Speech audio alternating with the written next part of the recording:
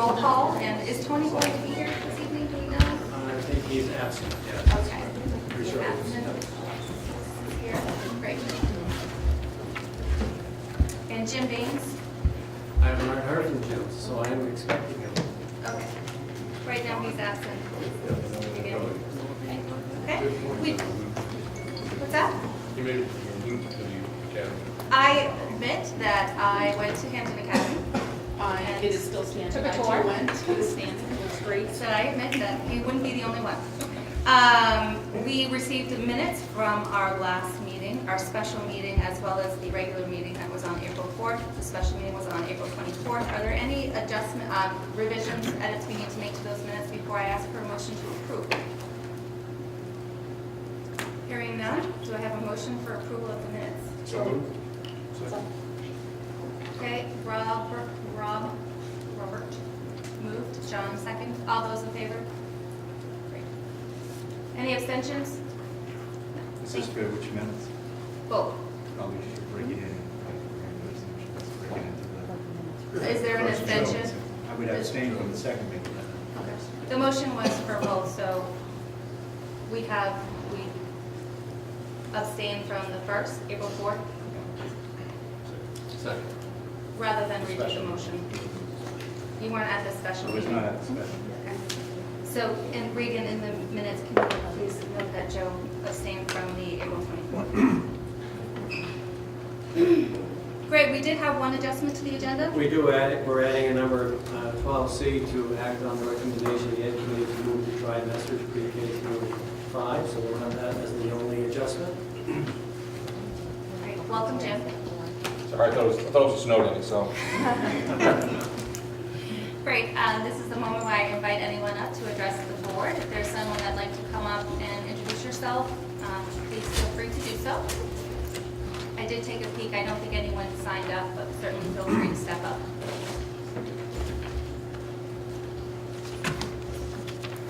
Okay. Hearing none, we'll move on. I do not have any updates for the board chair, so we'll go right into personnel. Under resignations, I would like to announce publicly a number of resignations this evening. First of all, Phil Bergen, grade 5, teacher at the George B. Weatherby School. Gail Rowe, faculty member in the world languages at White Middle School. Jennifer Mitchell, mathematics teacher at Hampton Academy. And also announcing a number of, well, let's do the nominations first. So we'll go to the nomination for our special education teacher at McGraw School, Cassandra Palmer. You can see her extensive background there. She's actually been in the position of long-term sub for a large part of this year. The annual salary prescribed by the collective bargaining contract is $33,150. So I'd ask for your endorsement of Cassandra Palmer, special education teacher at the McGraw School. So Second, John, second. Any questions? Great. All those in favor of the motion? Any opposed? Great. Cassandra must be here because she's going to be speaking in a few moments. There she is.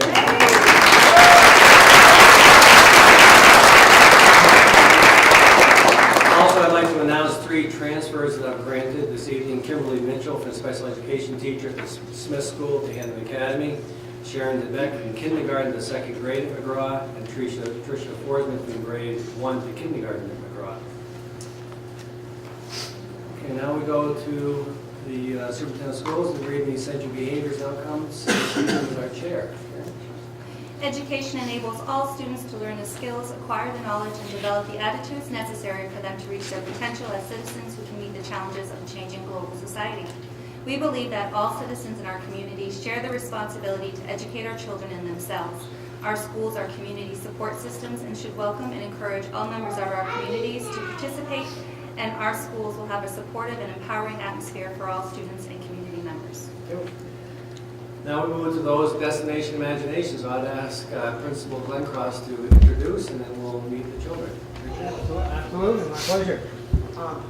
So I'd like to introduce, first of all, I want to say how proud I am of these students and their performance this year, but also year after year after year, they keep coming back and doing great things. So I'd like to introduce Cassie Palmer, Julie Burgess, and Nicole Philbrook as managers of our DI team. If you come forward and say a few words.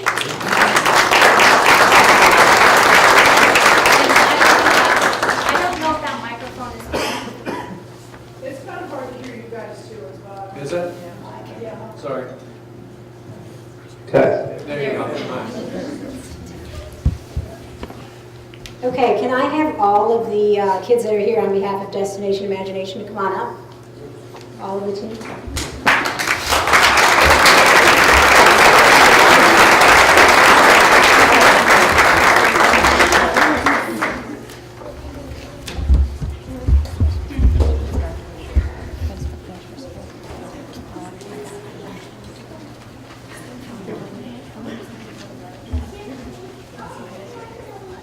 All right, I'm speaking to you on behalf of Destination Imagination and the teams in our district.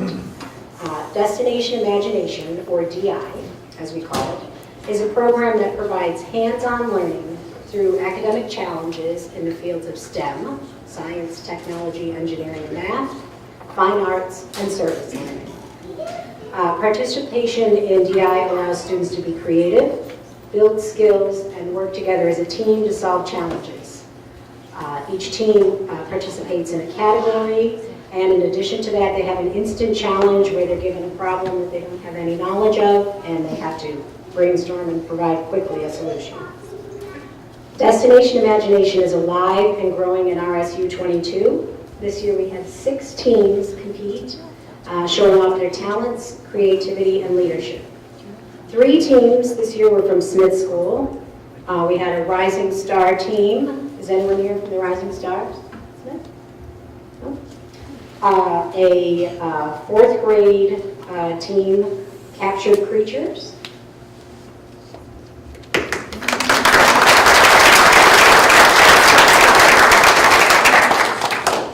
And a 3rd grade team, Say Cheese.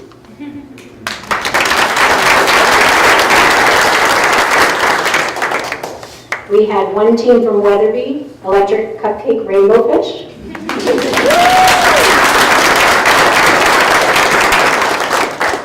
And 2 teams from Wagner Middle School, the Illuminati Tribe and the Culture Recovery Team.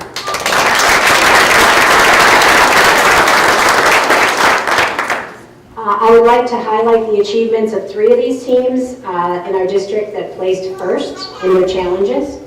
First, the Smith School 3rd grade team, Say Cheese. They placed first in the Unlikely Attraction, which was a scientific challenge. Their team was made of Lydia Adamo, Caroline Gary, Zoel Raymond, Italy Schreckengast, and Lily Phillip.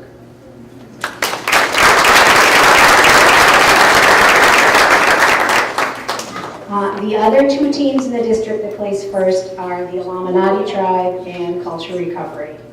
And they have chosen to go forward and try to raise funds to go to the global finals in Tennessee, which is May 23rd through 26th of this month. At Globals, they will compete against teams from 48 states and 15 countries from around the world. They will find themselves among over 8,000 students representing 1,400 teams. They will participate in educational activities, build relationships with students from other cultures, learn good sportsmanship, and represent our district, community, and state of Maine. The Culture Recovery Team, made of Johanna and Carly Philbrick and Elizabeth Burgess, all 8th graders from Wagner, chose to perform the Improv Challenge Treasure.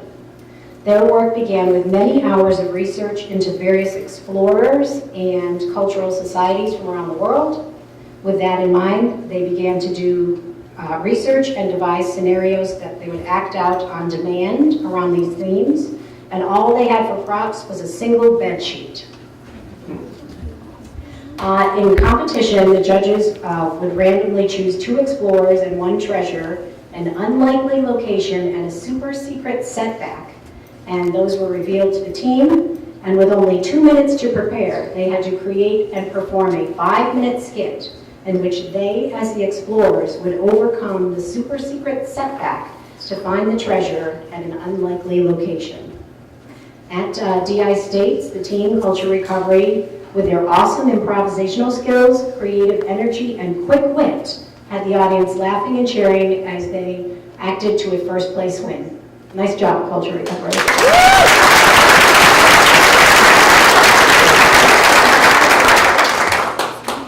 The last team, the Illuminati Tribe, which is the 3 girls right here in black, Abby Adamo, Maggie Demchak, Hannah McVeigh, Rachel Palmer, and Emma Roy.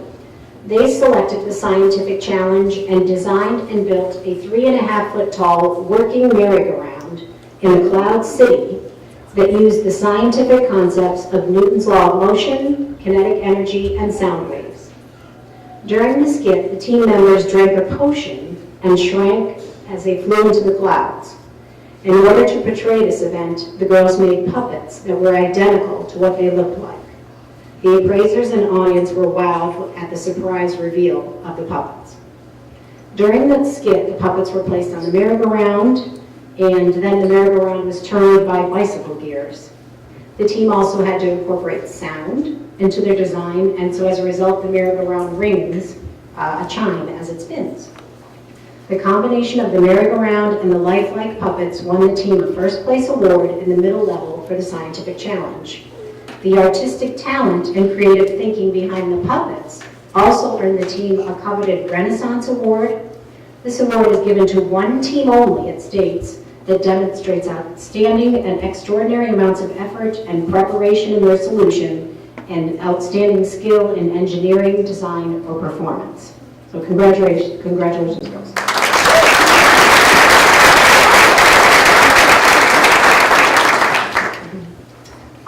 We come before you today to ask for your support, Board of Directors, for the 2 teams that are raising funds to go to Globals.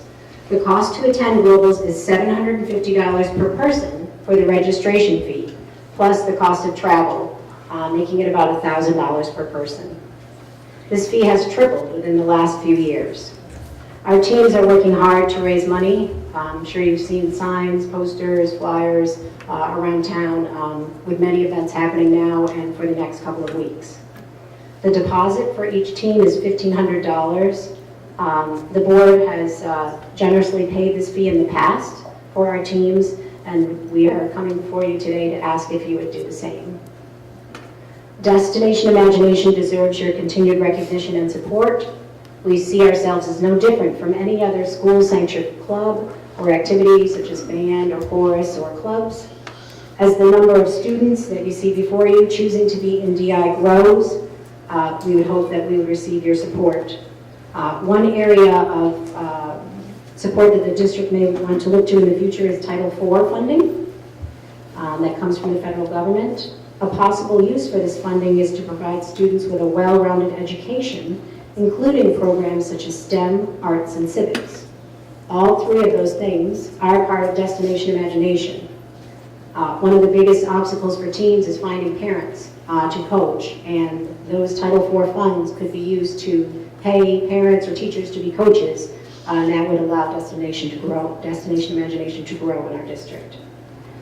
With your support, we can make RSU 22 a leader in producing top Destination Imagination teams and incredible students who are highly sought after by college recruiters and potential employers. While the destination is creativity, these fellow travelers that you see before you make the journey itself far more memorable. Thank you.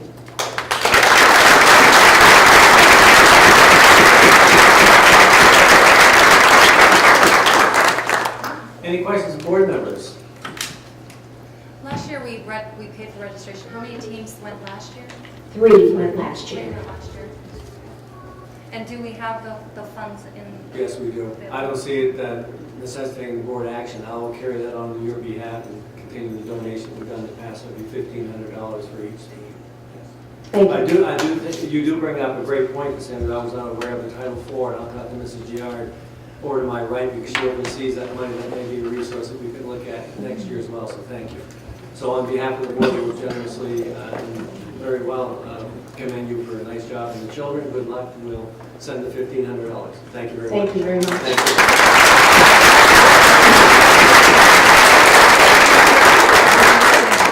Good luck. Okay. Nice job.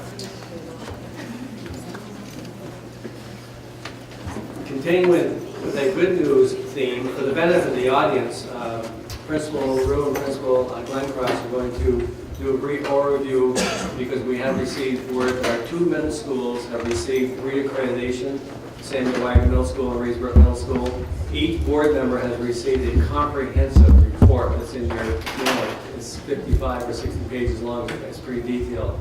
So our principals will give a brief overview and answer any questions. But again, it's a great achievement in my estimation to reach a standard of excellence, which is basically overseen by the New England Association of Schools and Colleges. So Principal Rue and Principal Glencroft, please.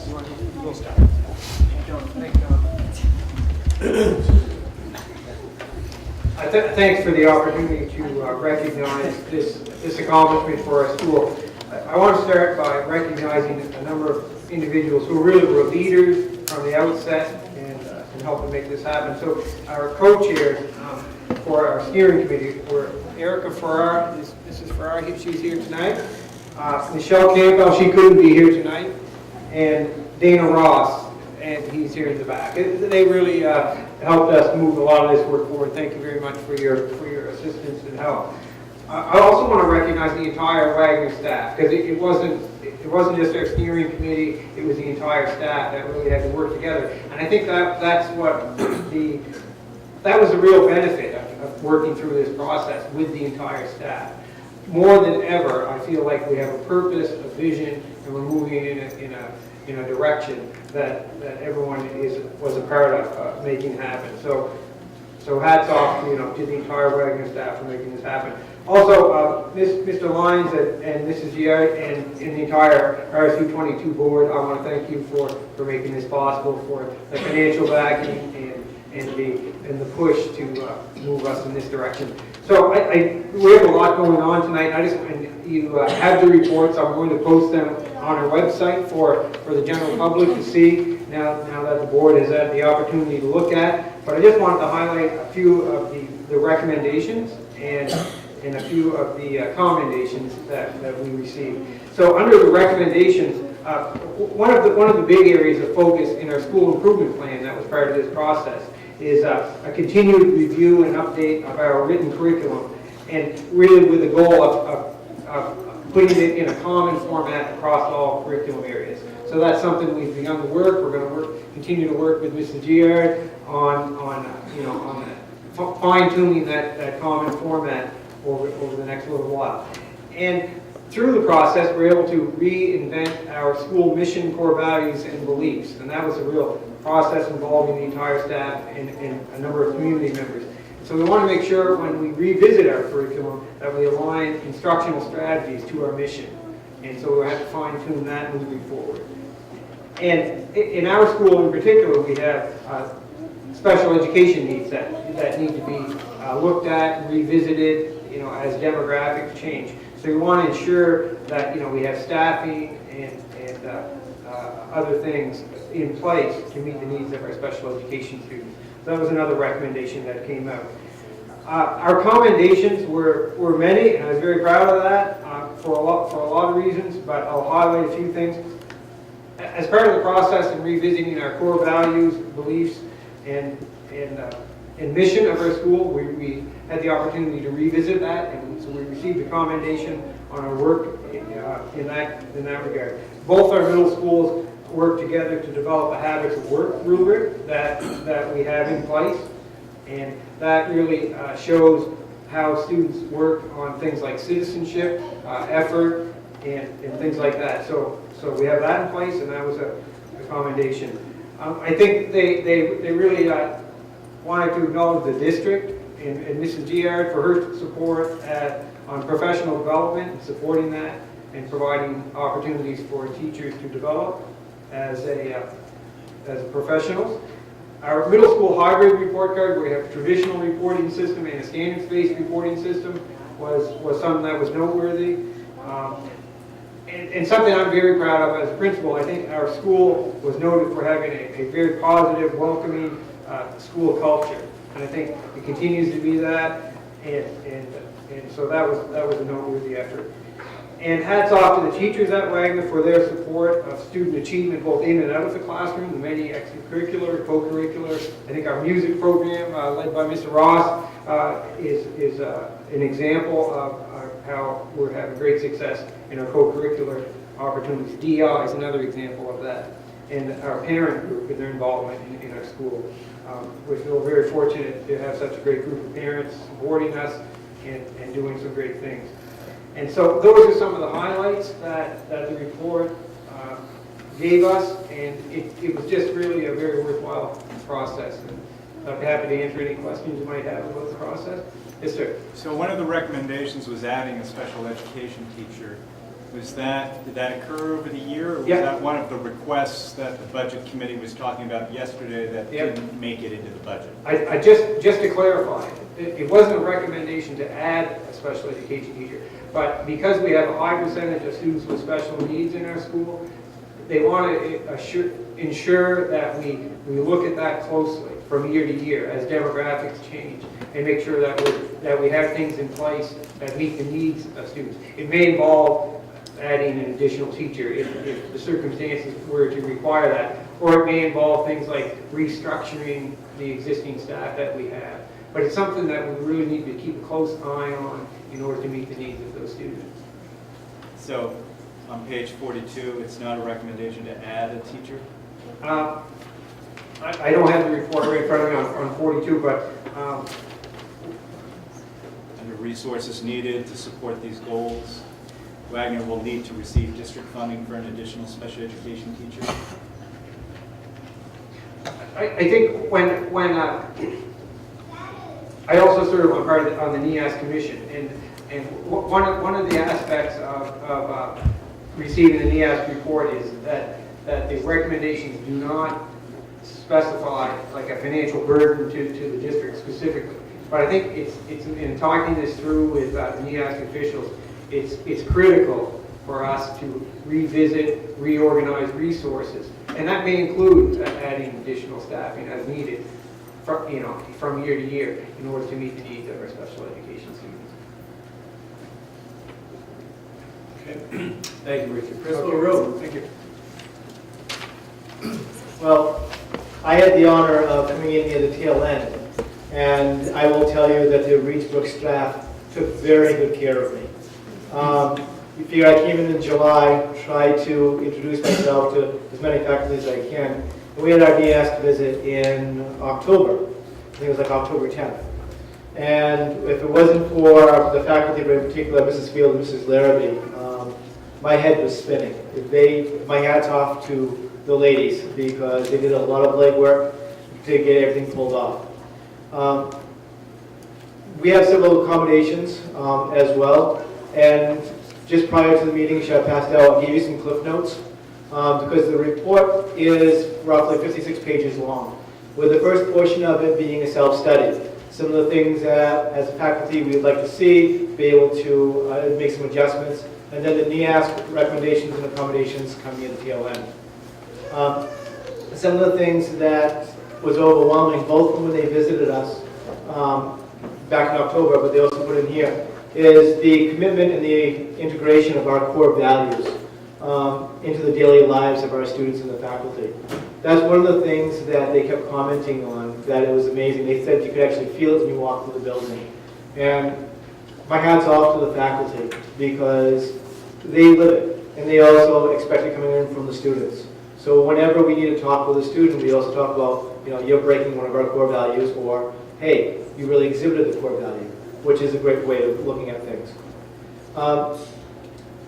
One of the other things is the extensive support services that we have for our special needs here. It's one of the accommodations that they have.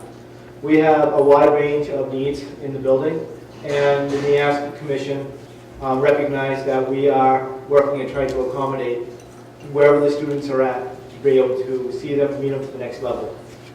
Some of the recommendations that they have is to establish a formal process to assess and communicate the process of each child or system school-wide and analyze data. In other words, let the data kind of drive our instruction. And how do we report that out to the parents? One of the recommendations that had come through both through the self-study as well as through here was to ensure that all students have a consistent access to the school nurse. But as we're explaining, what does that mean? What does it look like? Because the NEAS Commission they understand what budgets are like, but they're asking us, how do we make this happen? They understand that some things may physically be possible, some things may not. So they're just asking us to be able to look at that. There are some things that we have to do by September 15th of next year. We have to create a special progress report providing a detailed steps of action on how we want to proceed on this report. And then we have another, as well as our improvement plan. And then again, 3 years later, as far as an update.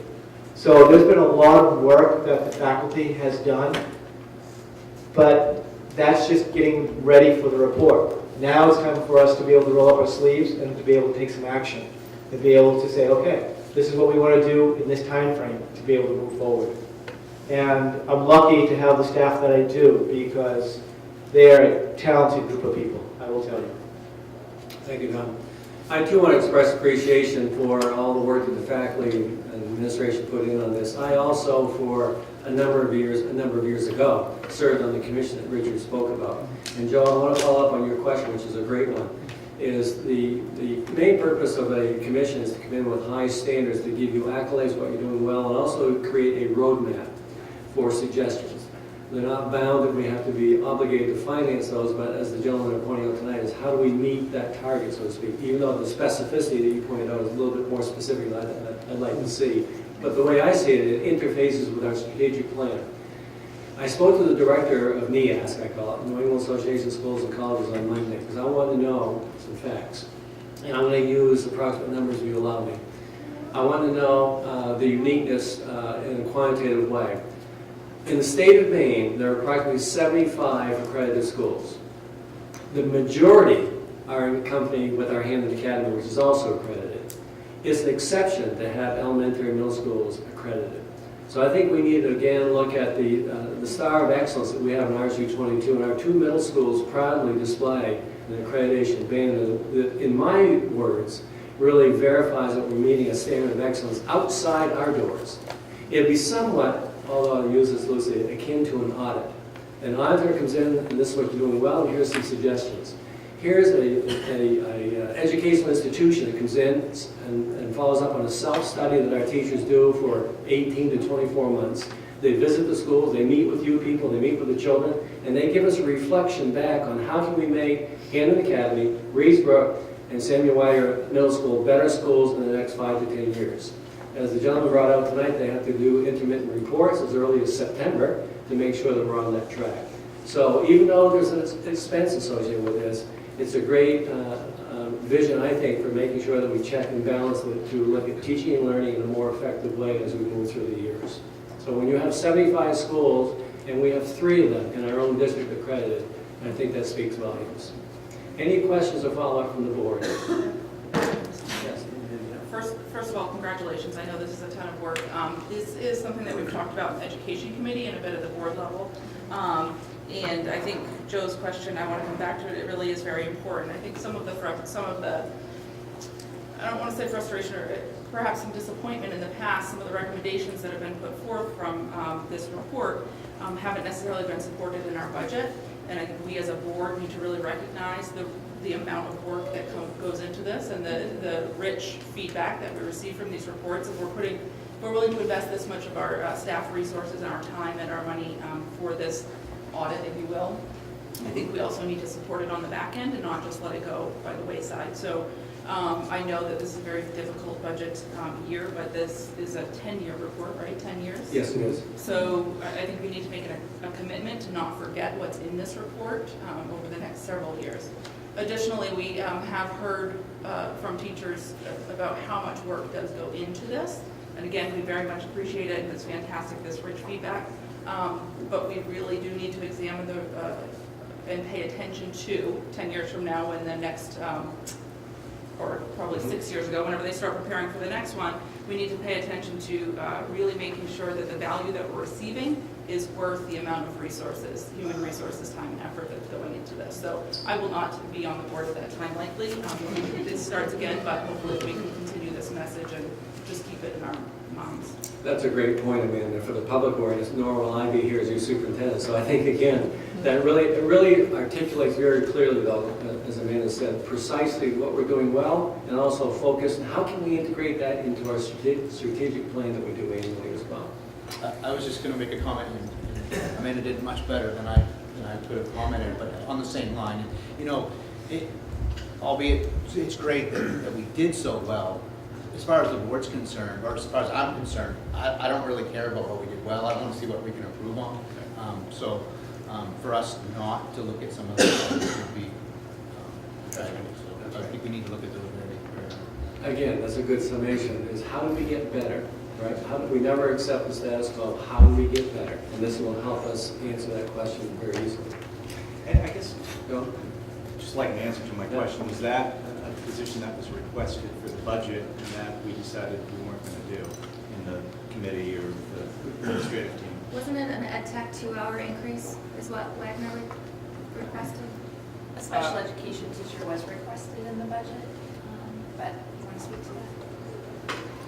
Yeah, I'd be happy to talk. So just for clarity, so the answer is Regan has affirmed that we actually talked about a little bit last night in the budget meeting. So it was requested, it was never, at this date, Joe, it's never been funded. So follow up on that, Richard, if you would, please. Yeah, that's correct. And you know, I think when we look at the bigger picture and how we realign resources, and we had some additional ed tech staff this year, and we had some students move in, move out, and all of those things. So when you consider the whole picture, and then the other needs around the district, in other schools, and all of that put together, it was, you know, we made the determination that if we realign resources, then we could manage. If money was no object, then I think that would be a position that would be very helpful and beneficial. But, you know, looking at the whole picture and the realignment of resources, we're able to manage quite well.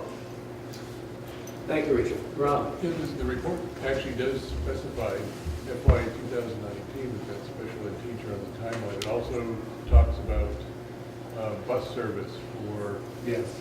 students as well as stipends for after-school funds. Yes. So Yes. one of the other questions I have, not only does it affect Article 1 and 2 perhaps, but also our transportation. There's also, we should look at how does the Title I funding of that special ed workforce overlay or play into our budget conversation. Good point. Those are overlapping. I can't believe I'm going to suggest this, Rob, but I'm going to anyway. As I listen to you and Joe's question, that may also necessitate budget development backing it up. So that we look at these important things, October, November, December, versus starting in March, so that we have a full integration, see how it all gels perfectly. Yeah. Okay, thank you very much. Principal Rue, if you'd come back up, you have a number of students you want us to meet this evening. I do, actually. I have asked a few of my staff to kind of help me out because we have about 10 students that we want to be able to recognize for some of their outstanding academic ability in a contest that they entered a little while ago. So with that in mind, will Mrs. Michaud, Mrs. Stoyanova, and Ms. Salone please come up?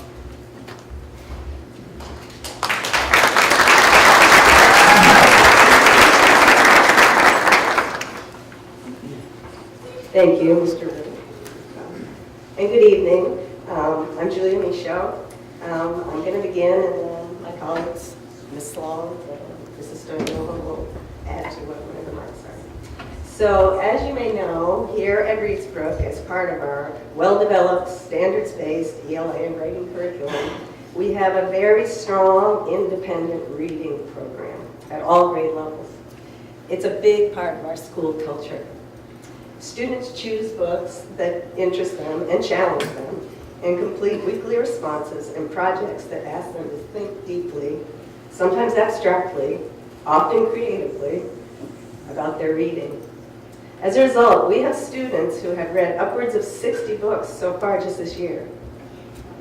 This contest, for which we are recognizing students tonight, and which Ms. Sloan and Mrs. Stoyanova will discuss further, offered students another opportunity to make a connection to their reading on a very personal level. Thank you, Julie. I'm Paula Sloan, and I do want to say that strong readers make strong writers. Letters About Literature is a reading and writing contest sponsored by the Library of Congress and the Maine Humanities Council for students in grade 4 through 12. So our students were asked to read a book and write to the author, could be living or dead, about how the book affected them personally by challenging their view of themselves or their world. These letters were more like a private conversation than a book report or a fan letter, and allowed students to make creative connections to powerful points of view. Letters were judged on state and national levels. Tens of thousands of students across the country entered letters about literature each year. I'm Kelsey Stoyanova. In total, there were 833 letters submitted from the state of Maine, and 53 letters were selected to move on to become semifinalists after 2 rounds of judging in Washington, D.C., and another round of judging in Maine. Of those 53, 10 of those were from Reedsboro.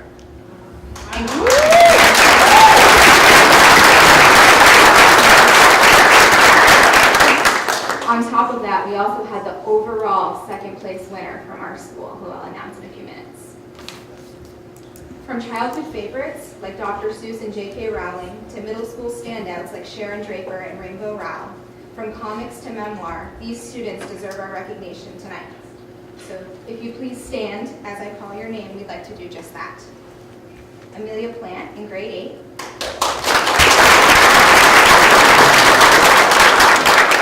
Kate Packard, also grade 8.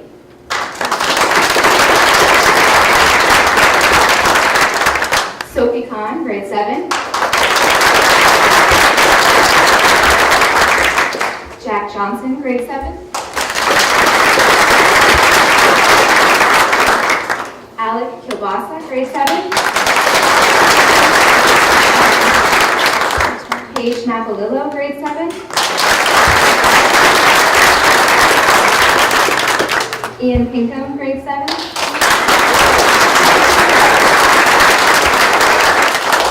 Katie Stanhope, grade 7. And Mallory Bruin, grade 7.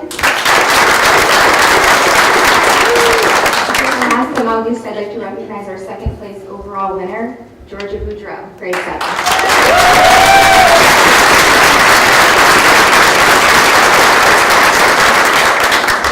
We are beyond proud of all of these students for their success in a contest that is so rewarding and centered around writing and a love of reading. Congratulations to you all.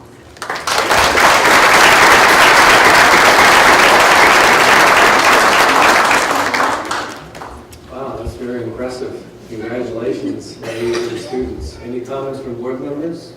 I find myself getting a little emotional because I'm just so proud of you all. So congratulations. I know it's tremendous. It's a lot of work, and you make us all very proud. And so I just want to say, again, congratulations. Thank you.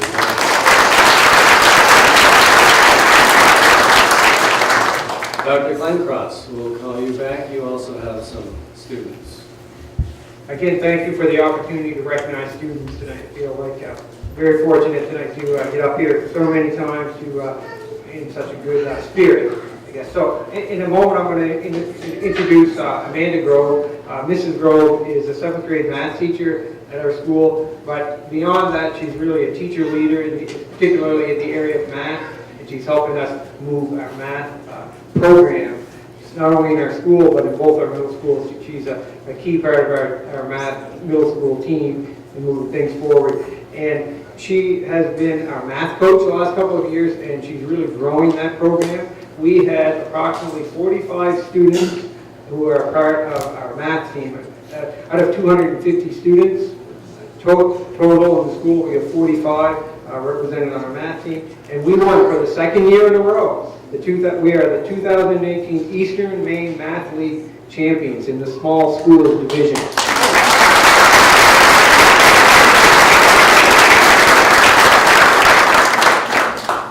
Now, I don't want to spoil the surprise here, but I think in our math scores and in our data, it shows that we have a lot of work to do, and that's for sure. And I think that's part of why we wanted to do things like the NEAS report and all that. But I think our top students are performing highly, very highly, and they can compete with students anywhere in the state, maybe anywhere in the country. And so I want to invite Mrs. Grove up here to say a few words.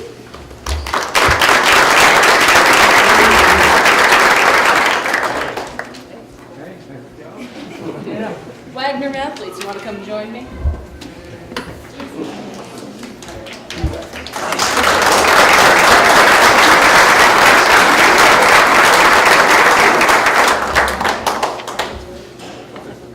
Hi, I'm Amanda Grove. Thank you for taking the time to recognize us this evening. We at Wagner are proud to be part of our RSU 22 math team, who performs very highly consistently year after year. We are part of the small schools division. We compete against teams like Glenburn, Bangor Christian, Center Drive, All Saints, Medway, Dedham, Stearns, Hitchborn, Somerset, Mount Jefferson. Those are a few of the schools that we can compete against. We have about 45-ish 6th through 8th graders who compete on our middle school math team. From those students, the top 8 at each grade level qualify for the Spring Invitational Meet. And over the course of the season, their scores from the fall, winter, and spring go towards a combined score that puts us in the running for the league championship. So this year, we had our 6th grade team placed 2nd for the year. Our 6th grade team won. Our 7th grade team won, placed 3rd for the entire year, and our 8th grade teams, both of them, placed in the top 5. Team 2 placed in 5th place, and Team 1 in 1st place for the year.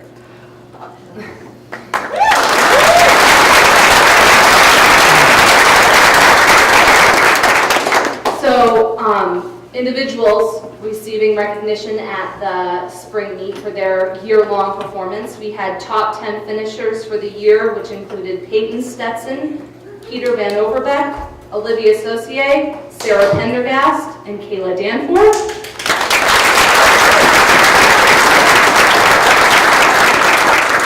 We had a 2nd place finisher for the year, a 6th grader, Gunnar Bragg. And the 3rd place finisher in 8th grade for the year, Annika Bragg. So these students are multifaceted. They do lots of things. Math team is just one of them, but it's something that's near and dear to my heart, and I appreciate that they take time out to do a few math tests and test their knowledge against fellow competitors throughout the season. So thank you for your time. Thank you, parents, for bringing them here, and congratulations, ladies and gentlemen.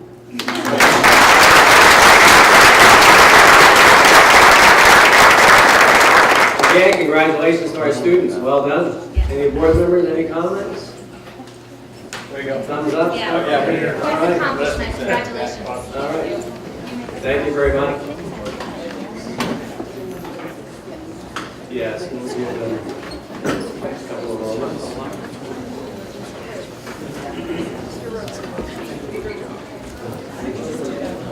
Thanks for coming.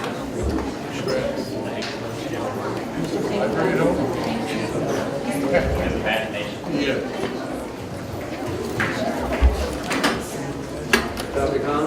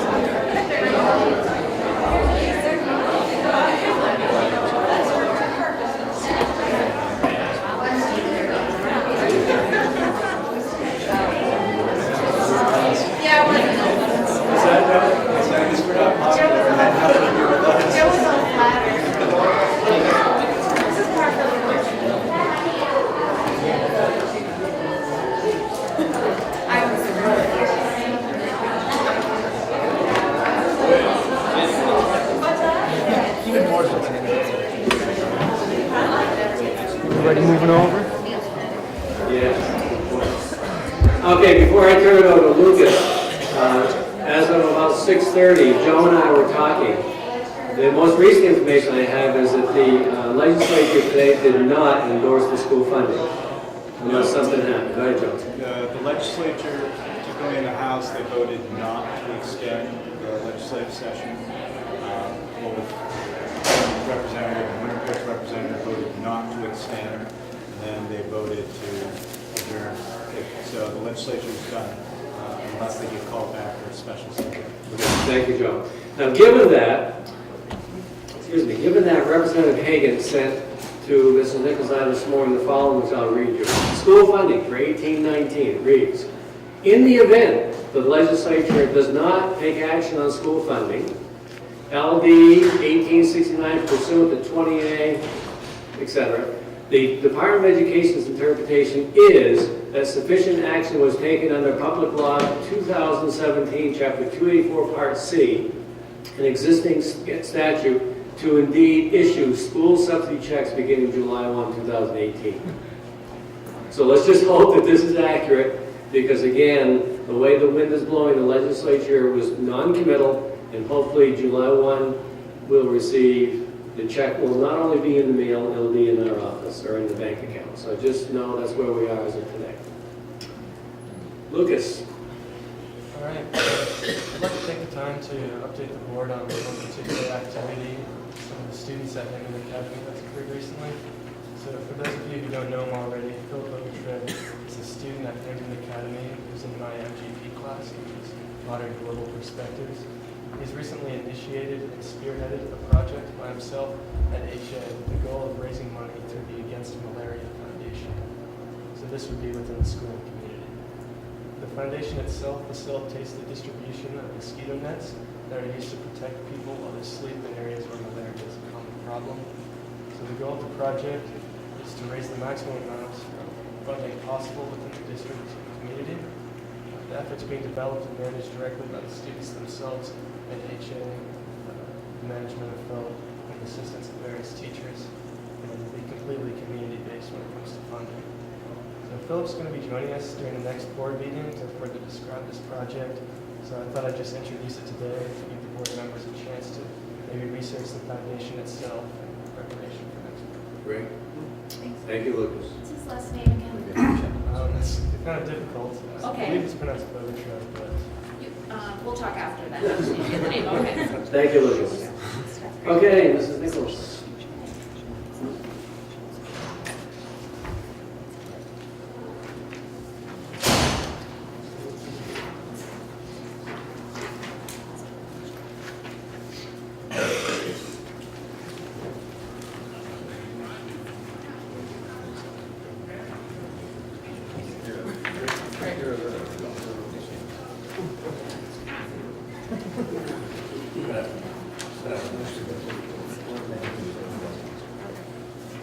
Okay, this is the monthly expenditure report for each of our warrant articles on one side, and then there's a report I'd like to introduce to you on the other side. So we'll start with the budget by warrant articles page. This is the typical report that we get every month. And what it's showing is the breakdown of each of the 11 articles and how our expenditures have gone this year up to this point. In summary, I'd say that our expenditures for each of the articles are on track, and we feel confident that we will end the year in the black, as we absolutely are aiming to do. We also would like to say to you that we are receiving payments very regularly. We are feeling as though we are having to say to schools or faculty members that they cannot access the funding that was in the budget for them. We are keeping things open. There have been years when we've had freezes, of course, in budget expenditures. We're not experiencing that. So things are going along quite healthy. Article 3 you may see is a bit low. That's simply because when we pay UTC for our assessment, we start that in July. And so that is going to be concluding here quite soon. And then in transportation, we have a contract, and we pay our contract in different batches. And so we're right on track with that as well. Debt service, of course, we make our major payment in November, and then interest comes up in May, so that's where the remainder of that 15% will be spent. And then Article 11, what we do is we actually monitor the health of the school nutrition account as it moves through the year. If we needed to make an expenditure out of this $33,000 early, we would do it. But right now, it's been quite self-sufficient. May and June are harder months in school nutrition world because we have a lot of field trips and students aren't necessarily eating at school. So we'll make a final transfer over at the end of the year. One quick thing that would be helpful to me, I think, is if we could have a line on here that would give us an idea of what's the percentage of the school year or the school fiscal year that we have left. Because I look at this and you know, they're all in that sort of 25 to 28% range. Yeah. And so if we have 34% of the school year left, that would indicate a likely problem. But if you only have 22% of the school year left, then we're doing exceedingly well. Yeah. But I don't have a sense of that. Yeah, that's a good point. That would be helpful. In some instances, we spend a lot of money early in the year. Right. So, but we could explain that. Right. Yeah. I mean, the explanations about, you know, I knew debt service that has scheduled payments, so we're good with that. But I was going to ask about the lines you put up because they were clearly outlined. Yeah. But that would be helpful. Regan, am I right in assuming that for Articles 1 and 2, since most of that is salary gets paid through August, right? Or is the fiscal year through July? Or is it June 30th. June 30th. June 30th. 30th. We accrue the salary, so we are going to be expending it by June 30th and then cumbering it to distribute for the remainder of those 2 months, July and August. Oh. Anything else? Okay, if we flip it over, this is a report that we have started bringing to the Finance Committee, and it was suggested that perhaps you would like to see this as well. This is a revenue report. So it is simply showing you what we had originally budgeted and anticipated we would be bringing in for revenue in different areas, and then where we are year to date. The percent remaining is, of course, what we have yet to receive for the year.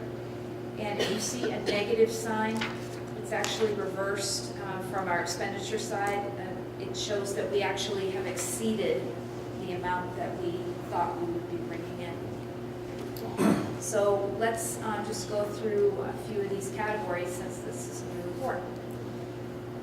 Of course, in our general fund, the state is paying for 65% of the cost of education in RSU 22, and so we depend heavily on those payments coming in. And state agency client money is money that we seek from the state to reimburse us for costs that we incur because we are educating students who are boards of the state. We also have state reimbursement coming for the number of teachers that are getting on board with National Board Certification. We do have payouts, and then they will send money back in form of scholarship to the teachers who are actually going on that journey. So that's a nice addition for us and those fees. Local assessment is, of course, the funding that's coming in from taxation from all of our towns. We have fees and services. Tuition coming in from sending schools. We have gate receipts coming in from our athletic events for which we charge. And then we have event proceeds from other HA events that may occur, whether that be a specialty concert event or something that is put on that is not necessarily a fundraising event, but may go into the general fund. Athletic fees are your pay-to-play. That's $50 a student per sport per year. We have not billed and had the full deposit for the spring sports, so that will be coming in and that will round out that figure again. We have fees for tech repairs. We certainly have students who have tech that breaks or gets broken. There are times when we are paying for that as a district, and then there are times that we reach out to have folks reimburse us for it. And we have different ways that we decide how those funds should be sought. rentals for our building or usage fees. Typically, the way we work in RSU 22, if RSU 22 students are benefiting from the use of the buildings, we're not charging. But if it is an outside entity or something, a private club that wants to use the facilities, we do sometimes charge for the rental. And that's important to note because as the turf comes online, I think we will be making sure we're looking twice at our policies about how we seek rental fee and recovery for that. Field usage fees certainly is in line with turf. Services provided to other SAUs, that's primarily BZ. VHS payments are virtual high school, it's online learning for students, and we actually sell seats to other school districts who don't have the opportunity to offer those classes to their students who would like to. So we have several school districts that buy seats from us. Any questions in that category? So are we anticipating then being short on the virtual high school payments? We have 47% left to... No, we don't. We actually, that's another situation like the spring sports. We have a spring semester for the virtual high school, so we'll be seeing that come in as the spring semester. In that line item for services provided to other SAUs, that's going to go away then, correct? That is going to go away with one small exception, and that will be around our technology services. We'll still provide that, but the amount is about $1,500 net for revenue. Restate the situation with the tuition fee rate. Sure. And you're speaking about the tuition for secondary students? Yes, other tuition secondary. So we have a number of students, over 30, who attend Hamden Academy from other school districts. And so we are planning on that level of revenue coming in. So we should see the 84,000 remaining come in. Yes, that we do anticipate seeing that. Because that's a monthly revenue, correct? Right. And as you can imagine, because we are dealing with so many different SAUs, sometimes the billing cycles are different district to district. So slightly at a phase with year remaining, but that explains it. Sorry, one more question. Under the general fund state, the state debt service distribution, that's not a real $2.8 million that we received that we were not anticipating receiving, correct? Because it would be great to get $2.8 million from the state, but nobody told us. It's real. Yeah, exactly. So the interesting part in that row is that you actually would take that number and add it to your state allocation as a flow through. They just require that we separate that out, monitor it. As its own line. Okay. I mean, if they feel like giving us 2.8 million. Sure. Absolutely. We'll take it. Our purse is open. Yeah. Okay. Other, we have interest on investments. We certainly have interest that's flowing in from the number of accounts that we have. Contributions were primarily dedicated to pre-K this year. MSMA dividends and workman's comp and unemployment, you do get reimbursements. I would really call that a rebate more than anything on your expenditures. Refunds from prior year expenditures, there are times when things just simply get refunded because we don't follow through on keeping a piece of equipment or, all the reasons. Miscellaneous, I do have a list of the miscellaneous if you're interested in knowing what those are. But in general,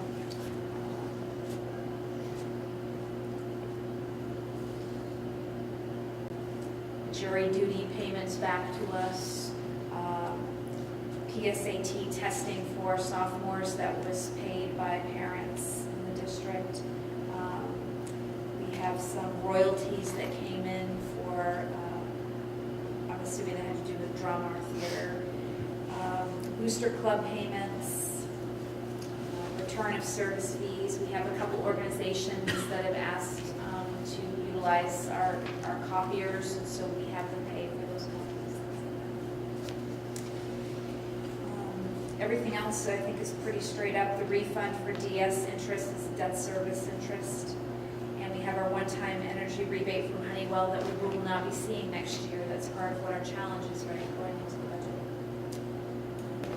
And then our insurance proceeds are from the windstorm. I'd like to make one comment. I see Mrs. Moore sitting in the audience tonight. She did a stellar job of Bill Lucy for Katahdin Savings because we raised $53,500, so Don did a nice job in knocking on many doors and many conversations to bridge that gap. Bill Lucy was very instrumental with Katahdin Savings Bank as well.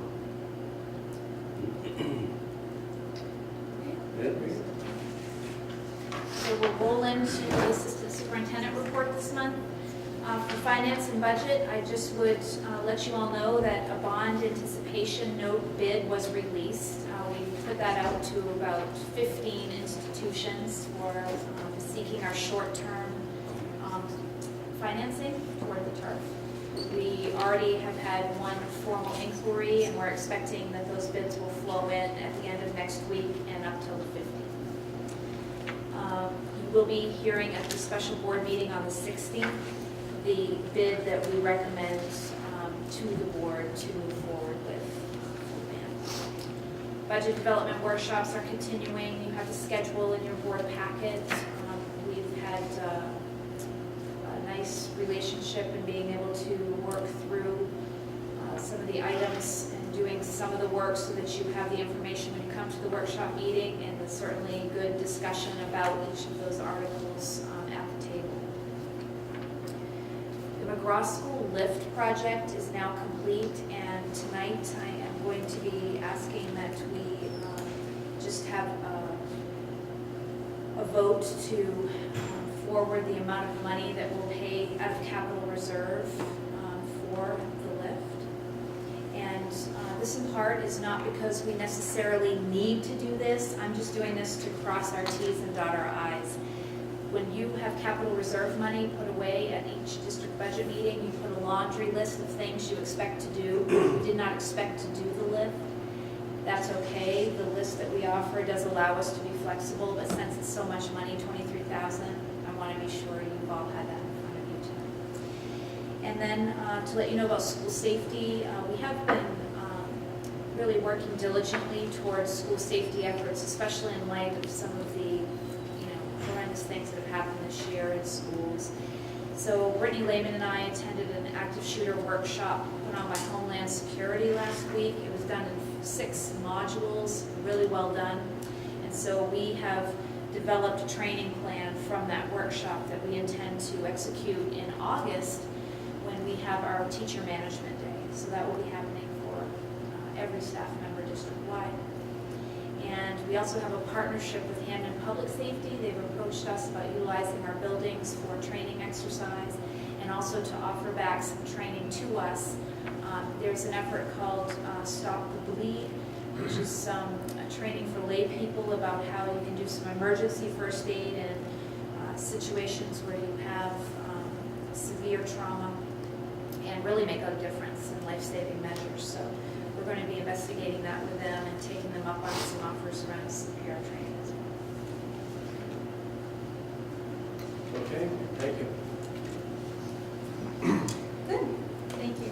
So we'll open it up to questions of board members. John? So this is the second board meeting that we've had this. Yes. I find a concerning report. Yes. Yes. And I don't know if it's considered a pattern, but certainly concerning. I wouldn't say it's a pattern. Mr. Raymond and I talked about that this morning. I think what I would like to do, John, is have him come and present to the board at our next meeting, because even though it's not a pattern, it's very concerning. You might have seen, I think it was in the Maine Sunday Telegram or some magazine I read last week or so, that this issue is becoming fairly widespread nationwide. But we'll have Mr. Raymond and Mr. Tracy come and give an overview and then answer any questions. It's very concerning, absolutely. Other questions?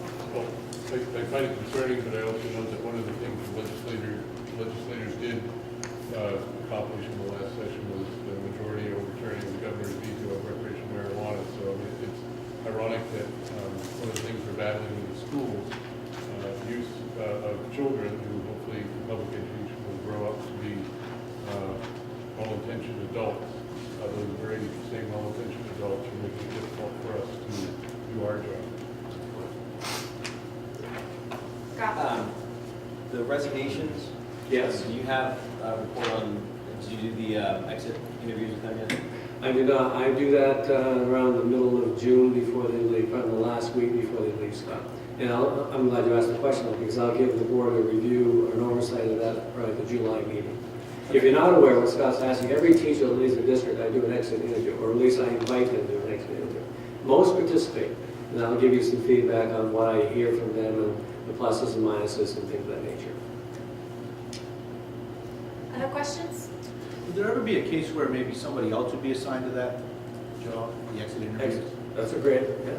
I mean, we don't have, not even one HR person, but, Well, that's a good question, Heath. I look at our administrative team, I bet one of those people would be, that's a good question. It might be, matter of fact, now that I think about it, it might be better than other than the superintendent field. right, they may feel more comfortable. Yeah, maybe. that's a good point. Good point. So as I look at them, they're thinking, okay, no. Yeah, it's a good, good question, good point, Heath. Any other questions?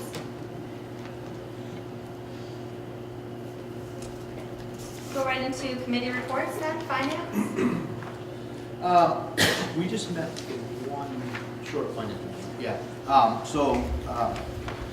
After the interviews with our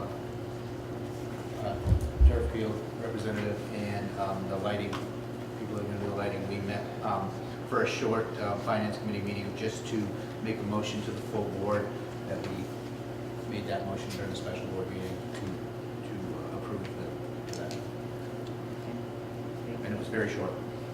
Looks like 7 minutes.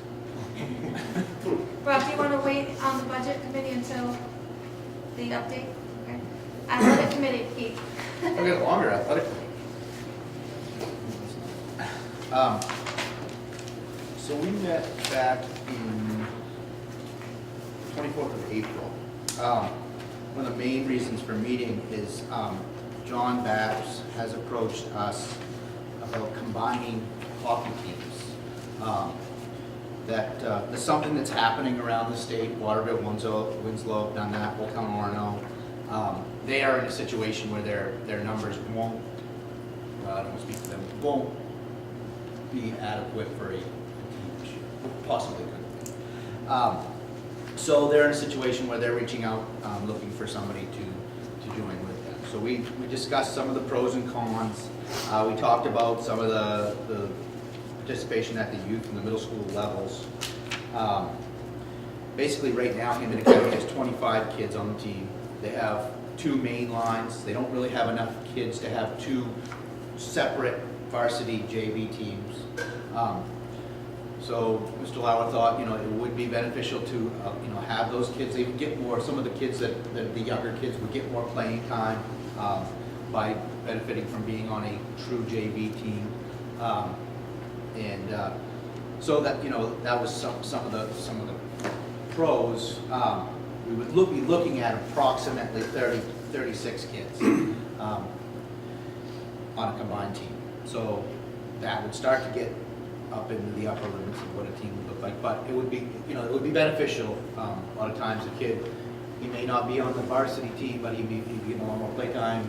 It'd be beneficial to him to be getting that quality play time against his peers versus maybe somebody that's playing above him. He also said too that we don't even have a goalie next year, Andy. True. And that's something that's happening mostly with hockey. There's a lot of kids that they're really excelling in hockey. They go find someplace above and beyond the high school level to play, like an AAU type. I don't know if they call that in hockey, but it's an AAU style. Basically, hockey in Maine, at least, is the only sport that I know of that you see that a lot. You don't see basketball players doing that. They play with their school, but hockey has been moving that. So that's just something to keep in mind. So basically, we concluded, we asked Mr. Lauer to go and talk with John Babbs more, kind of facilitate what it would look like as far as what they would pay for, what we would pay for, as far as, if we need another coach, who would pay for that, and come back to us. Probably 2 or 3 weeks from now, we'll have another meeting and discuss that. So that's where we are with that as far as right now. We did talk about names.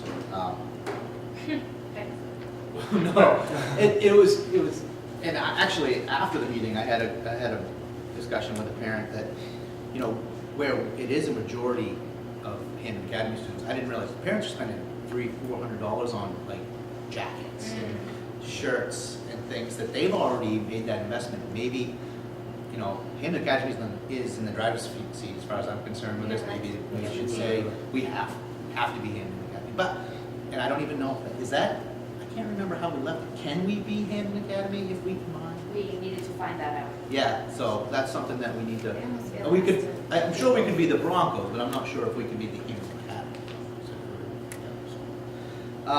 The colors are the same, aren't The colors are the same, that was a good thing. You know, so fiscally speaking, it's a great idea for us. We just need to make sure that that's something that is good for us. So we moved on, talked about the Winterport Field, and I don't know if we're aware, but Wagner doesn't really have a place to practice softball and baseball. They don't own a field. They use the rec field. Winterport, town of Winterport owns a field down there. It's not in condition to practice on even. And we researched what it would take to get it into practicable condition, not play condition. Currently, they come up here and play at our field here. Their field also is up here. So they have to be bussed up. And so Jessica King met with town manager Petula and Greg DeSilva, the rec director down there. And they had some conversation back and forth. They had a couple other ideas where they may be able to save some money. We had an estimate of almost 10,000, right, 9,000 something, to get it to that practice ready. They had some other ideas that they thought they may be able to save some money and get a quality job done. So we're still in talks with them. We're in hopes that we can come to a conclusion where we can get something down there so those kids can at least practice on that field. But in the end, we had a little conversation, and that a lot of these kids are happy coming up here. It's not as big a deal. I think it bothers me more than them sometimes, but so it's not the worst thing in the world. They do get to come up here, they get to play on a good field, and we're all RSU 22 anyway, so it's not anything that has to be taken care of right now. We are in talks. Lacrosse, we talked about lacrosse. Starting lacrosse this spring is probably not feasible as a club sport, but we will plan on starting a year from now. It's a spring sport. So and club sport is a non-funded, so it will not be in our budget. So one of the issues we had this spring is Fred's pretty adamant that he wants somebody from within our school to run that program, especially it's a starter program. He wants somebody from within our school to do that, which lacrosse hasn't been around forever, so there's a lot of people that, it's not like baseball, everybody knows the rules of baseball, somewhat, but not lacrosse, so it's a little bit harder. And volleyball is a fall sport, girls volleyball, and that was kind of exciting. We are going to be able to go with that this fall. Fred does have a volunteer facilitator within our school, so, and there was 26 girls that signed up for that, and for the majority, they weren't girls that were playing anything else, so we got 26 girls to be active in a fall sport, so that was really exciting. Sorry, Keith, where are we in lacrosse again? So lacrosse, we had talked about trying to get something going this spring, and because we couldn't find anybody to facilitate that, because it's a volunteer facilitator for one thing, and like I said, we wanted to get somebody from within our hope, ultimately Hampton Academy, to run that, and we haven't done that yet. So we are hopes that a year from now we'll have a team for spring sport. And as a club sport. And as we look, our policy states that we have to have a club sport for at least a year. You have to have it approved before the end of the first semester. Right. So in order to go into the varsity stage, we have to have that approved 1 year. That's correct. That's correct. There are 3 high schools locally that play varsity lacrosse, Bangor, Baxton, Brewer, and I see it's going to grow. It's going to grow, and You know, we look at tuition students, and there's gonna be tuition students that look at Hampton Academy and then figure out we don't have lacrosse and decide, well, we're making a different choice, so it's something, and just like the volleyball girls, this is gonna be something that is gonna be able to provide students that aren't doing something already. I mean, the baseball critics will tell you we're stealing from baseball, which you do, but we're gonna get some kids that aren't doing something. And at the same time, you're gonna allow some kids that might have not got a chance to play baseball because of their skill level. Now they can play baseball because some of these other kids have gone and played. So ultimately, we provide an opportunity for another 25, 30 kids to. Yeah. I will say that this is the second year my son is in 5th grade studying lacrosse. I saw you with I knew I saw you this on weekend. there. And just even the difference between last year and this year, the number of kids in that organization has just grown. It just keeps getting bigger and bigger. It's amazing. Yeah. It's a lot of fun. If you haven't seen the game yet, I strongly recommend taking it. Can't be nearly as interesting as a softball game I just watched. Well, Yes, it can. and that's the thing that is so intriguing about lacrosse is you get a 9-year-old boy or girl that's, you put them out in the outfield and they never got a ball hit for like 3 years. So they go to lacrosse and you give them a stick and tell them they can hit each other. Claire, the boys can. That's right, yeah. Thank you. Is anything else? Well, the last thing I asked Fred, and he's going to get back to me about, currently we do not fund freshman basketball. We haven't for as long as I've been here. I don't know how long that's been. And he was going to get back to me on what the cost of that is. We do have freshman basketball, it's just not publicly owned by us. Great. Thank you. Building, Alan. We haven't had a meeting since the last. No meeting. Okay. Negotiations. We're going to do that in executive session later. Okay. Education committee. Yeah, we met right before this meeting. We will, later in the agenda, we'll be talking about the trimester. Yes, that's correct. Quarters. We had a nice discussion about proficiency-based education. I'm going to butcher it, so Mary, would you just give a brief summary on what we talked about with proficiency-based education, a little bit of the history? More than one. Sorry. I can't do this. I'm not a teacher. I'm not a teacher. I pass out papers. Yes, because you'll do a much better job than I will about the, So we've been working with proficiency-based education since 2012, and we've had board support all along with the work that we've been doing. As you know, it's been part of, we actually started the work before it became law, and we have continued that work, and teachers have been working, doing lots of work around standards, curriculum development, we've done a lot of professional development, et cetera, related to proficiency-based education. It felt like a good time to touch base with you folks, to get your feedback and support around moving forward. As you know, right now, we talked about doing a bit more of a more extensive presentation in June, but right now we've got pre-K to 12 proficiency-based scoring, looking at standards and so forth, as well as a traditional scoring at the 6 through 12 level. And so basically we wanted to come together the administrative team map. We talked about our continuing plan to support and move forward with this work. And we're looking for you folks to support us as we continue to do the work as well. So if you've got, I don't know if you... So part of the reason why this came up is that you have probably heard about it in the news, that it's there's a question about whether the law around the proficiency-based education is going to be changing. And we don't, as of right now, we don't know. There was supposed to be a vote today, but we haven't heard anything. It wasn't done today. Okay.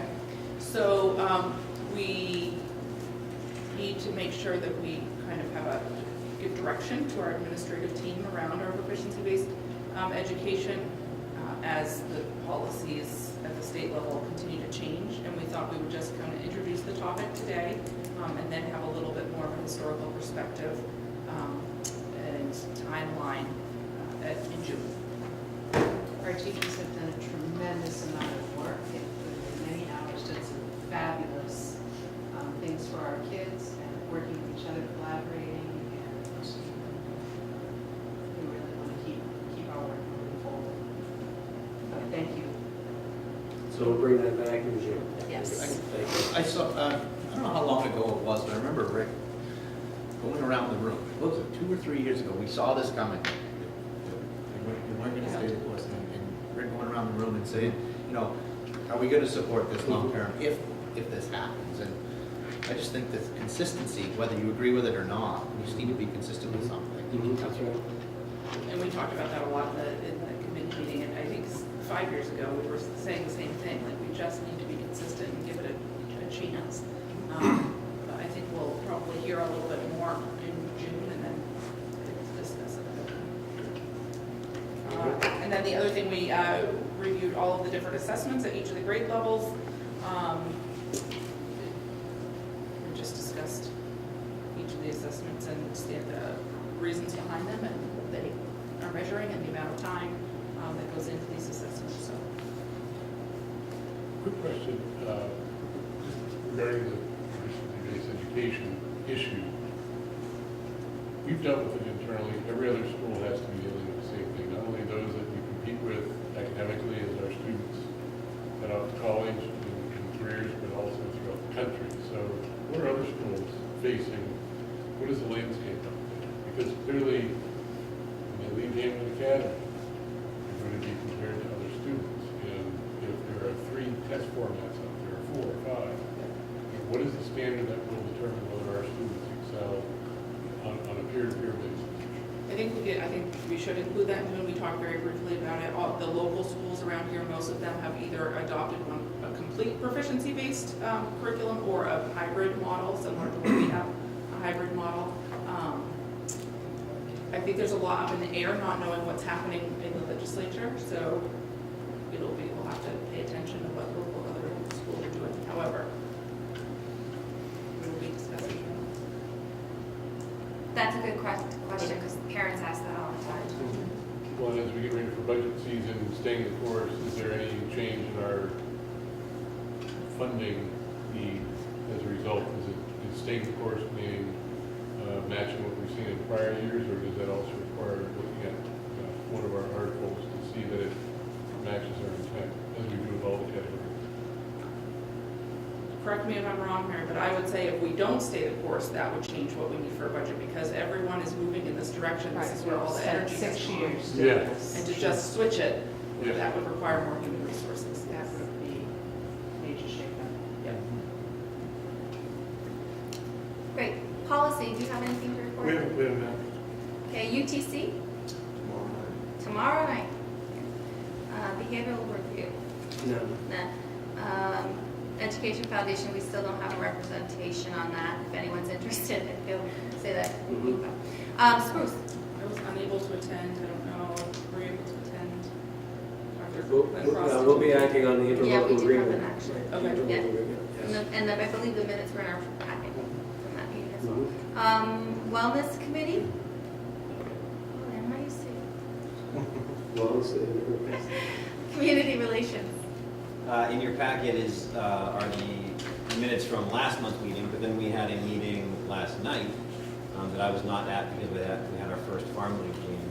So do you want to discuss? Yep. We have been looking at apps. Last month, we looked at Aptigee, thank you. And last night, we looked at Straxis.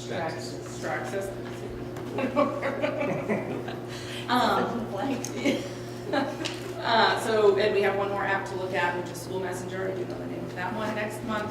And really, we're looking at an app as a way to streamline communication and engagement with our community. You can Google these apps and you can download some examples on your phone and play with them, which I encourage you to do. I think I have Yarmouth Schools downloaded on my phone, which was Aptigee. That one, That was first Aptigee, one. yeah. And then Bangor School Department uses the one, the Straxis. And so it gives you a chance to really have a look and a feel about what the app would be like. And if anybody does do that, if you put it on your phone, you start playing around, you go, man, I wish I could, please, as soon as you have that thought, email us. Email the Community Relations Committee or send one to Nate. Because all those little, like, we can't think, nobody can think of all of that stuff. What we're noticing is that, the first app offered a complete package with a messaging option, website and app. Last night's only offered the app. So they are at different price points, but I think the price points are extremely reasonable. Like last night's was $3,700 a year. For the district. For it's like, Yes. Yeah.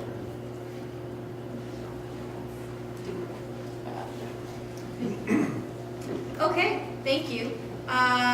We do not have any policy considerations, so we'll go right into old business and have an update on the fiscal year 19 budget development. We do have an exhibit there, Kim. We do, actually, in your board packet, we have the minutes of the April 24th meeting, item 12. I believe there may be a typo. The capital facilities line item was identified as 510,000. I believe we had that set at 610,000. We later 620. We later 620, and then it was reduced down to 410. 410. At 510. So maybe we'll look at that for a minute. And then in your packet today, we had yesterday, Tuesday, May 1st. We've had 4 budget sessions. The first one was sort of a laying out the landscape for what happened at the state funding level. As we stated at the last board meeting, the new zero is equal to 6.5% local due to the way the property valuation and the mill rate combined with enrollment has affected our funding formula. In your packet or at yesterday's meeting, I believe we left yesterday's meeting with a local total increase, or not a local increase, but an overall budget increase of 3.62%, which is actually not out of line with the prior 3 years. And one of the things we've done is whether we set a placeholder for items that are yet to be resolved, such as salary and benefit in Article 1 and 2, but also placeholders based on as yet to be expended funds from an expenditure look. We've taken input from various committees and from the admin team as well. I would say on the facility side, we made a conscious decision to reduce that line item by approximately $210,000, which had the effect of taking approximately $1.8 million of deferred maintenance over a 3-year period and spreading it out to 6. However, in doing so, we're advocating at least that we consider, as we get to the end of the budget preparation session, that we would carry that as the payment of unallocated fund balance to go to a capital reserve account. There are other requests that piggyback with that, so the total amount of that was not there yet. We felt that separating that one item, particularly given the fact that this year will be significantly higher than at least in the past 10 years for the local share, which is over 10%. It's actually approaching 13% currently. That we would like to separate that out from the warrant article 1 to 11 to try to keep that budget on a passable form. We've gone through all but Articles 5, 6, and 7. I think I've seen just about, if not all board members at various points in time. Certainly the budget committee has been in full attendance, and I've seen and folks who participated in those sessions. Our format this year has been for the 3 following workshops that followed the initial session is really to dig in and look under the hood of each of those items in more detail. We've had some pretty detailed breakout and testimony from the admin team for the board's benefit, and we've received input from members of the public as well. We've also made it a point that while we set these placeholders, we have provided updates and have adjusted these numbers at each successive workshop when new information or information comes to light. So, for instance, tonight's discussion about special ed, which I know will have to take into consideration the volatility of that cohort that uses that service based on what we heard in the last session. That's a fairly fluid group, depending on behavioral and other matters. It it ebbs and flows fairly quickly in certain areas. And we also know there's a federal funding aspect. We also know things like transportation, which can be locked in. And when we look at it on a more finite basis, that we're able to set those numbers more definitively. So we've made a lot of progress. I think it's, as we said at the very first meeting, we will not be seeing a budget that we endorse as a full board anywhere near approaching the levels we've seen in past years. So our focus will need to be on messaging, I think, the overall gross increase in budget from prior years and how it's not only comparable but consistent with that while meeting the needs as we've reviewed them, and that it's really the local funding level, which has really always been the point of conversation. It's been the one that is, after everything else is all done, that's where the ebb and flow goes. So currently, every budget item that crosses about $110,000. $122 now. 122. So every $122,000 is one percentage point at the local level. In past years, we've seen the local level as low as in the 90, 92, 93 approximately. Right, and then as far as percentage points, we've seen the local share as low as 2.9 Yes. and as high as, it was never at 6 that I can I recall. can't remember around now. Like in the 4s. Usually hovers between 3, 4, and 5, yes. So I think, again, there's two issues. There's right sizing, there's meeting the needs, and then there's also messaging. Really the shift in the budgeting, the state budgeting landscape, and how we can support that. And that's why we broke it out into multiple workshops this year and not one or two sort of comprehensive overall reviews. We've really taken the point to hopefully have folks attend. I will say attendance has been light. There have been very few citizen representatives that have attended those meetings. It's been mostly board members and the administrative team. That's consistent with past years, although I think we had quite a bit more participation last year. Oh, yes. At the budget session than we saw this year. So we certainly want to avoid, particularly with the impending news that hopefully we aren't repeating last year without having a valid budget in our hands at the state level. We had understood the funding was in place. We know what the levels are in the funding formula. It needs to be ratified. But I think we do. We have a messaging situation in our hands. We now have a communication committee that we can use to help frame that conversation and share it. So I think, Regan, I'll turn it over to you to maybe call out some of the highlights by article or as you see fit. But essentially, I think these budget committee minutes do a pretty good job of capturing those highlights, and certainly we'll be providing an update at the ensuing budget session. So just to, and I'll turn it over to Regan, just to remind board members, our next meeting for the budget committee is next week, the 8th. The budget committee hopefully will ratify the budget on May 15th, and we've established May 16th as our special board meeting for the board to ratify the budget, because then that leads us into the June 7th district budget meeting to be followed by the June 12th district referendum validation. You know, I've been here a long time, I have to say this though. It was probably 10 years ago, the local level was 0. And that year we had 34% that voted against the budget. Messaging is the key, because how can people vote against the budget when your local increase is 0? If you want that exact year, I can tell you that, but I'm pretty close, I think, probably 2007, 8, 2 there.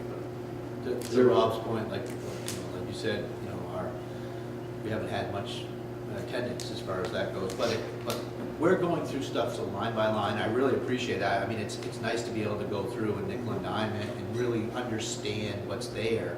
And maybe if we get into a contentious budget as we get closer, we do have the videos that people can go back, and pretty much every question that you might have, we've kind of talked about it inside of the meeting. So the other thing that, just so to be completely transparent, Reed and I had a brief meeting this morning because we're thinking about those various groups that we meet. So back when we're looking to promote Hampton Academy, I became familiar that Winterport Women's Club is a nice group to meet with, the Snowmobile Club, the Kiwanis Club, Boosters Clubs, and so those are very key influential people in our communities. And so I think we might want to look at some duplication and replication there, in my opinion, but we're just thinking that process through right now.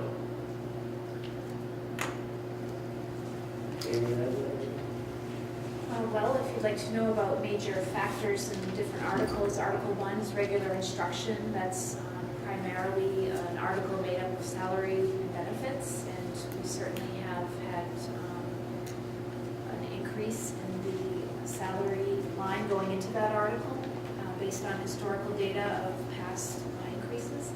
And then workman's comp this year, we are going to face a significant increase in workman's comp going into FY19, and that's because our experience rating has gone up, and so therefore we'll see that as a fiscal impact. Article 2, special education, that's primarily salaries and benefits effect.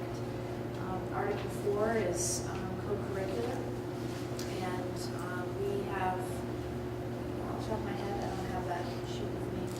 Which was that? Article 4. Article 4, we had an increase of 41,000. So it's $800,000 line item. Those are your athletics and your co-curricular activities like we enjoyed tonight, all of the celebration there. Article 8, we certainly are recognizing that we are going to have some substantial shift in transportation simply because diesel fuel is going up, and we have not locked in right now because we are watching that the prices are high at the moment. We'll be doing that, studying that. And we also have an increase in each of our contracts. We have a large contract with Searbus, and then we have a smaller contract with RSU 63 to bring in tuition students. Article 9, Rob's already spoken to that, about the significant efforts we've made with Article 9 to address deferred maintenance, and I think we've got a solid plan about how to do that and bring some costs into the budget for immediate needs, and then really look at capital reserve for the long-range plan.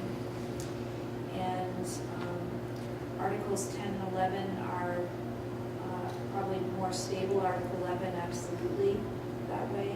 So it's just going to be a matter of us continuing to go, like you said, Heath, look at each of the aspects and discuss the merits and the need for us to move forward. We also, unless things have changed at our second meeting, we talked about the unallocated fund balance and where that roughly will end up. That will be, we increased the amount transferred from 300,000 to 440,000 at the second workshop meeting, noting that that item is also reduced by transfer to capital fund. We probably should think about what we need to do in the event that the transfer to capital is not approved by voters, which then puts us in a position, I think the legislature allows us up to 3 years to affect the balance of that within 3% line items. And I don't believe it requires an emergency reworking of the numbers, as we saw at one of our meetings when we made some changes, which is always a hectic scenario. But I think, again, there are circuit breakers in place for that as well. Wally? What was the cause or the reason why we've had more workers' comp claims this year? Is there anything we can do differently to set us up for this? We did have a major automobile accident with one employee, and so that is certainly one aspect of it. But we have had some issues with slip strips and falls, and so we've made a real effort to initiate some training around that, especially with our custodial maintenance staff. And we have met with MSMA Workers' Comp Advisory resources to help us understand how to best implement something long range. So we're working on those things. Great, thank you. All right, we need to discuss and act on amended interlocal agreement. Yes, we've discussed this on numerous meetings, specifically March 7th. Amanda's given us an update. The good news is the department now has approved the regionalization concept within the Greater Bangor area. So I would ask for someone to read and ask for the board's endorsement of the motion that is contained in your agenda notes.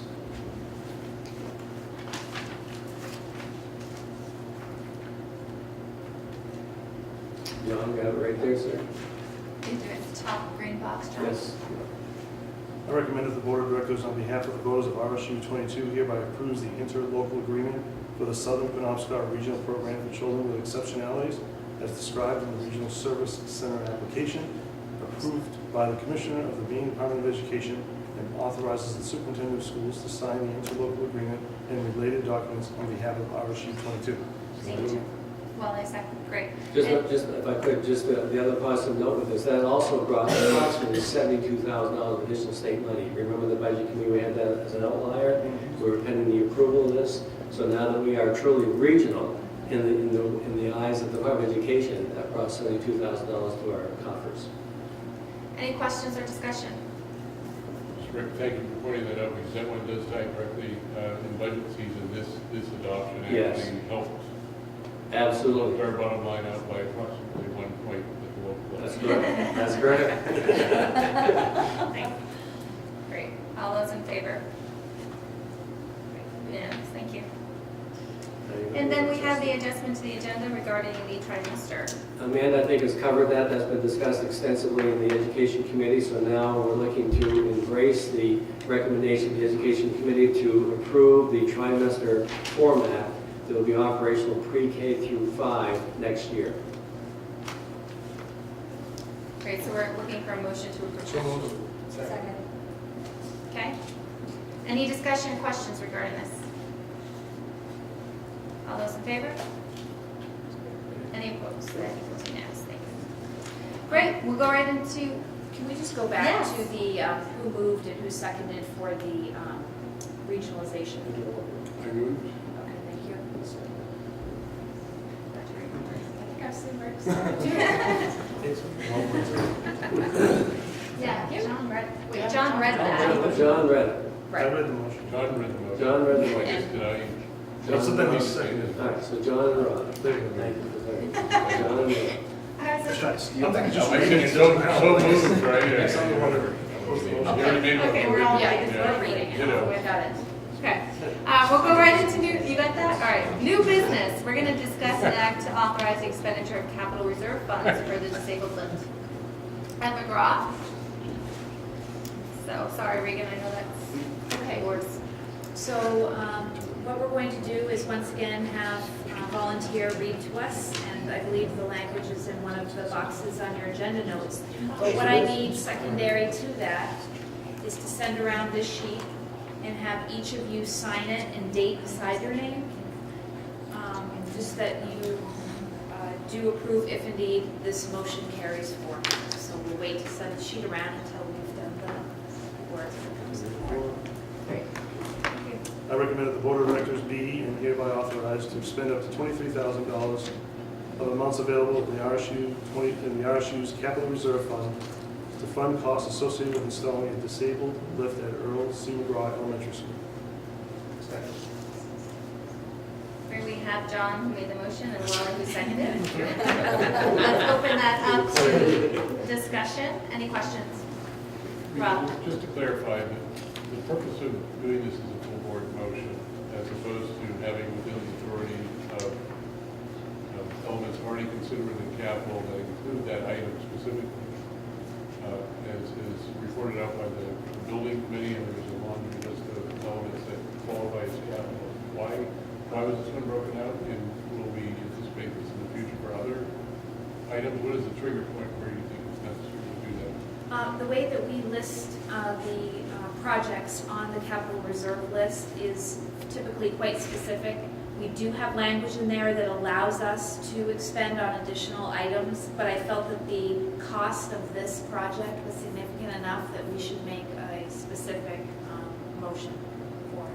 So will that affect the language that we put into play for the warrant articles if we're looking at transferring $210,000 for at least the deferred maintenance items? How specific do we need to get? Do we need input from building committee to start working on that list so that it's ready for those warrant articles in June? Or can they? Legal actually told me that doing this was my choice, that it was not required, that the way that we have the language written, we would have had the purview to do it. I think I did this in the spirit of transparency and keeping a record. But it is true, we should probably be as specific as possible in getting it on that list. Isn't there some wording in one of the articles that allows the finance committee to transfer up to a certain amount, there's something less than 150 or something? Had we done that before in the past? I think we did it for the research of the McGraw Weatherby project. I remember transferring like 50,000 when we were researching that. I have to look at And it. I can't remember if I it think got to you're the right. full board, if it was only a financing related transfer. Any other questions? All those in favor? Unanimous? Okay, and discuss and act on donation. Per board policy, I can accept a donation up to $1,000. If we exceed that, it requires a board vote. So I think the overview from Dr. Glencross is pretty self-explanatory, so I'd ask the board to accept a donation from Hampton Broncos Basketball Club of $1,850. So moved. Second. We have John who made the motion, Wally who seconded that. Point He again. beat you. I can't hear him. Speak up, Wally. He beat you. Any discussion or questions about the donation? Very generous. I'll address it because I'm on that board too. Yeah. It's actually to replace some pads on both ends of your gym, right? Yeah, And that's you're- right. And we're Right. gonna put your name on it, or? We're gonna put the Clipper Ship logo for our Yeah. sports day, and Wagner Clippers underneath, right in the center of the wall. Fantastic. Very awesome. Great. All right, all those in favor? Thank you. All right. Do we have any meeting dates that we need to set? Well, I think, let me see. The building committee is not on here much what they need, or community license budget, education negotiations. What about finance committee? Or athletic committee, thank you. Athletic, we will make that in the next couple of weeks. We're waiting on Mr. Lauer All right, to research okay. some stuff. Building committee, we do need a meeting, and I put out a couple of Friday options, but what I'd like to offer is, So your name was Tony, Alan, and Ron. So given Tony's not here, that makes Alan and Ron.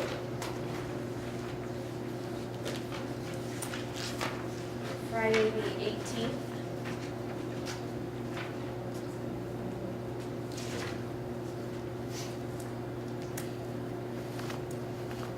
Is there a time that is better? Something was wrong. What time? 9 o'clock. 9 o'clock? And where do you want to meet? Let's meet at superintendent's office. Okay, good. I think we're all set. Should we, I don't want to completely put finance on hold. Should we meet just to see where we are, how we're ending up? Maybe, could we meet after a budget meeting or something maybe, or? Well, sure. Let's look at that. Budget's next Tuesday, the 8th. Tuesday the 15th is our last budget meeting. Yep. Yeah, We could meet after that. that'd be great. Okay. So 6 o'clock on the Finance. 15th. At AJ, since we're right there, Yes. so 6 o'clock, yeah. Does that do it? That's it. Okay. I'll ask for a motion to go into an executive session, please. Could somebody read that motion? Recommend entering executive session to discuss negotiations between the RSU number 72 Board of Directors and the A22 Education Association according to 1 MRSA 405D, and to discuss evaluation of superintendent in schools according to 1 MRSA 405-6A. So just for clarification, we go into the executive session for negotiations first, then we come out, then we have to go back into the second one. Great. Oh, yeah, all those in favor? Yep. We've got a second. Okay, all those in favor? Yeah. We also have to extend. No, we're good till 9:30. 9:30. We'll make more. Thank you, folks.